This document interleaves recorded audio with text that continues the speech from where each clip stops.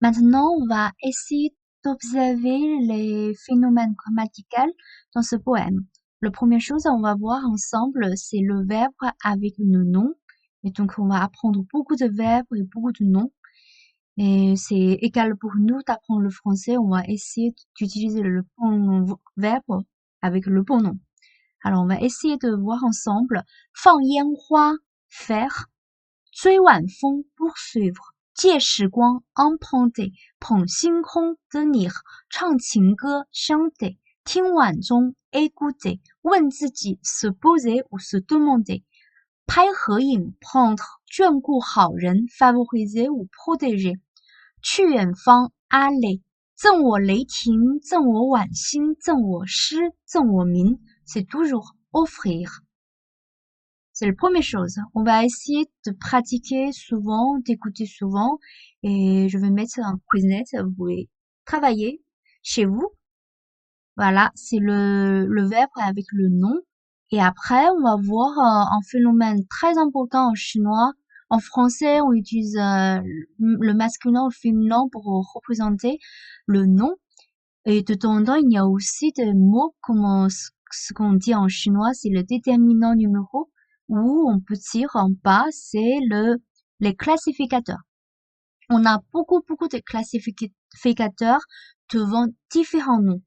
Donc, on va essayer de voir au fur et à mesure. Vous n'avez pas besoin de se presser d'apprendre tout. On va voir ensemble. On va essayer d'imaginer certains classificateurs qui reviennent souvent. Par exemple, ici, 一场病, 一场空, c'est la maladie et le vide. On utilise le même mot 场. Donc, vous pouvez juste prendre connaissance de celui-là et vous n'avez pas besoin de tout noter. On va apprendre au fur et à mesure. Voilà. Pas très pressé. On va voir là. 一缕时光. En français, vous pouvez utiliser aussi en région de temps. En morceau de ciel. Donc, morceau, c'est à peu près le même idée. Et vous, mais pas tout. Par exemple, une nulle, vous pouvez dire une nulle courbée. 一枚弯弯的月, 一枚月. Je vais lire ces déterminants numéros et vous allez découvrir un autre phénomène grammatical. 一缕时光, 一片星空, 一枚月, 一场病, 一场空, 一丝懵懂, 一片翻涌, 一首诗, 一扇窗, 一个名, 一张合印, 一朵白云. En m'écoutant, est-ce que vous avez entendre la différence de prononciation sur en, i en chinois? Il y a trois manières de prononcer, on peut voir ensemble, on va découvrir ensemble aussi. La première chose, c'est devant le classificateur.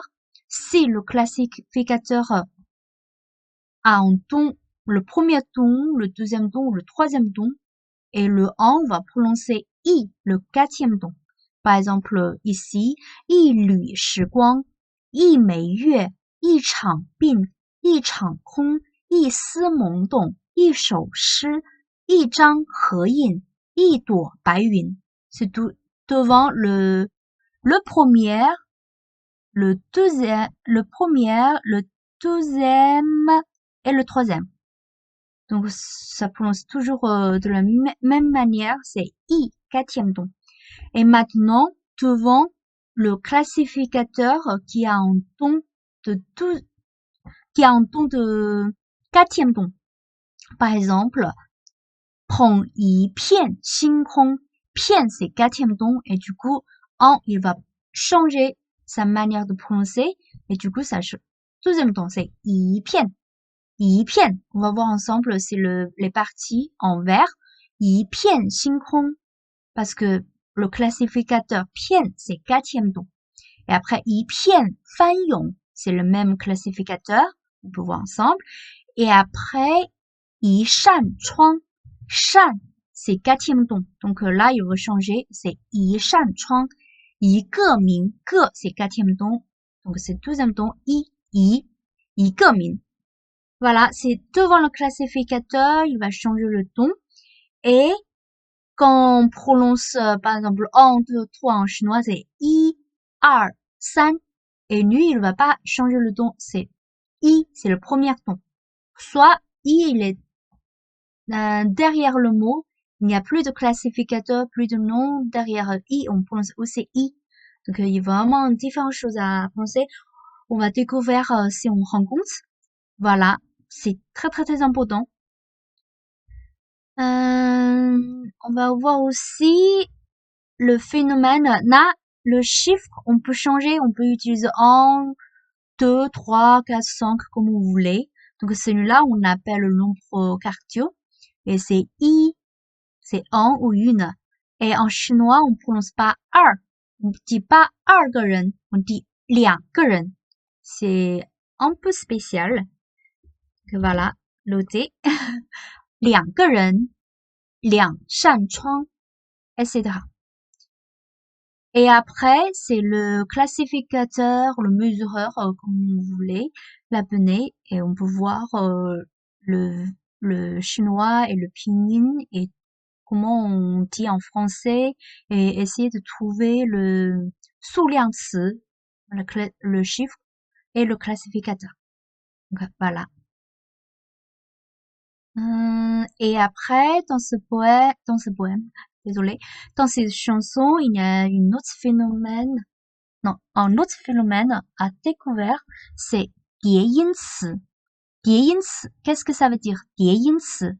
Par exemple, 弯弯, 慢慢, 渐渐, 悄悄, 匆匆, 停一停, 等一等, 追一追, 赶一赶, 想一想. Voilà. Désolé, ici, il faut pas mettre le ton. Donc, on va répéter le mot devant et on met pas le ton derrière. Donc, c'est le 5e ton. On met là, 匆匆, oups, 悄悄, 渐渐, 慢慢, 匆匆, 停一停, 停一停, 等一等, 追一追, 赶一赶, 想一想. Voilà. Et on appelle 叠音词 parce qu'il va répéter et ça donne un son et c'est très répandu en chinois, vous pouvez découvrir en lisant. Et là, c'est aussi, on appelle 叠音词, mais celui-là, c'est plutôt des verbes.